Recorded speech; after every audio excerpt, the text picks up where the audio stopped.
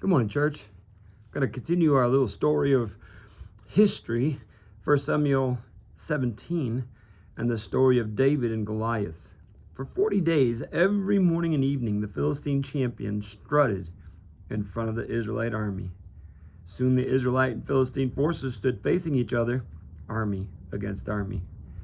David left his things with the keeper of supplies and hurried out to the ranks to greet his brothers. As he was talking with them, Goliath, the Philistine champion from Gath, came out from the Philistine ranks. Then David heard him shout his usual taunt to the army of Israel. As soon as the Israelite army saw him, they began to run away in fright. "Have you seen the giant?" the men asked. "He comes out each day to defy Israel. The king has offered a huge reward to anyone who kills him. He will give that man one of his daughters for a wife, and the entire family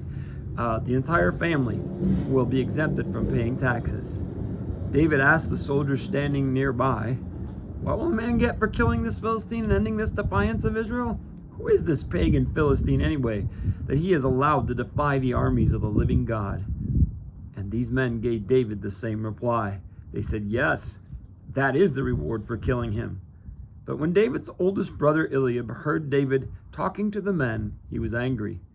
"What are you doing around here anyway?" he demanded. "What about those few sheep you're supposed to be taking care of? I know about your pride and your deceit, and you just want to see the battle." "What have I done now?" David replied. "I was only asking a question." He walked over to some others, and he asked the same thing and received the same answer. Then David's question was reported to King Saul, and the king sent for him. "Don't worry about this Philistine," David told Saul. "I'll go fight him." "Don't be ridiculous," Saul replied. "There's no way you can fight this Philistine and possibly win. You're only a boy, and he's been a man of war since his youth." Well, I'm just going to pause here. Actually, we're going to end the little reading there in 1 Samuel 17 for today. We're probably going to pick that up again tomorrow, but as I read that, there's a couple things we need to see. Obviously, the message from Goliath had driven itself deep into the armies of Israel, so they were continuously living in fear.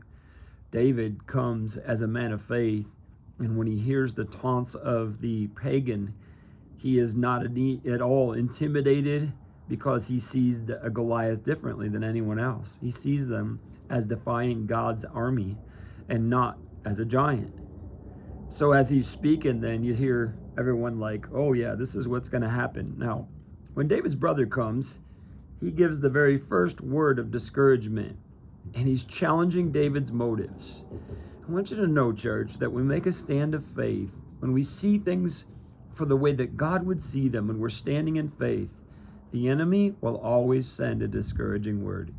He will try and get us to doubt ourselves, doubt the battle, and doubt that we can do anything about it. And he will always challenge our motives as to why we'd even try in the first place. And now we go past the brother and we hear the message from King Saul, and King Saul's already offered a reward, so he just wants to meet anyone that's willing. But when David shows up, he sees him as nowhere near measuring up to how he perceives the individual needs to look and be when they face Goliath. So we see again Saul looking with flesh and telling David, "You don't measure up. You don't meet the standard. There's no way you can do it." Now, church, I want you to know the negative messages and the challenges to your faith will always continue to move against you. Let's take a stand like David and believe in the God that we serve, that is bigger than any giant, bigger than any circumstances.